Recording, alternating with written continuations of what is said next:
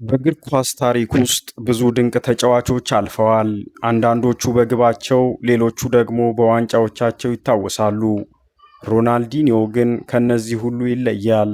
እሱ ለእግር ኳስ ጨዋታ ደስታን የመለሰ፣ ሜዳውን ወደ ቲያትር መድረክ የቀየረ አስማተኛ ነበር። ሁልጊዜም ከፊቱ የማይጠፋው ፈገግታው፣ እግሮቹ የሚያደርጉት ተአምር መላውን ዓለም በፍቅር አስክረዋል። ሮናልዶ ዲ አሲስ ሞሬራ እንደ ኤሮፓያን አቆጣጠር በ1980 በብራዚል ፖርቶ አሌግሬ ተወለደ። ሕይወቱ ገና በልጅነቱ ፈታኝ ነበረች። የ8 ዓመት ልጅ እያለ አባቱን በሞት አጣ። ሆኖም ታላቅ ወንድሙ ሮቤርቶ የእግር ኳስ ተሰጥኦውን በመደገፍ የአባትነቱን ሚና ተወጣ።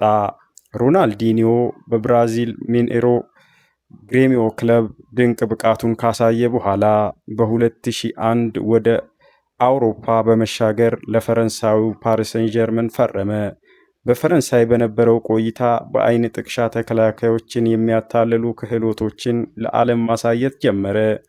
በ2002 ደግሞ ከሊቫርዶና ከሮናልዶ ናዛሪዮ ጋር በመሆን ብራዚል አምስተኛውን የዓለም ዋንጫ እንድታነሳ በመደገፍ ረገድ ሚናውን ተጫወተ።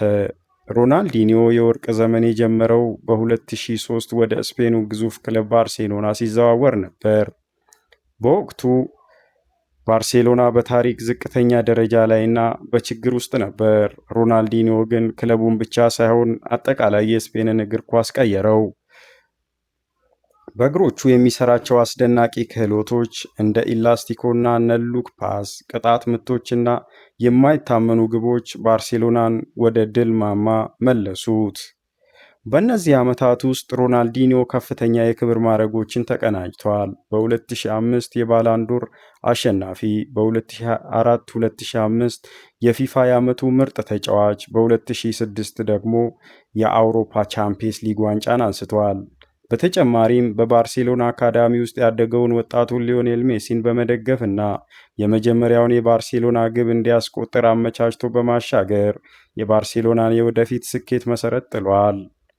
ሮናልዲኒዮ ልዩ ተሰጥኦ የነበረውን ያህል የምሽት ሕይወቱና ድግስ ፍቅሩም ይታወቅ ነበር።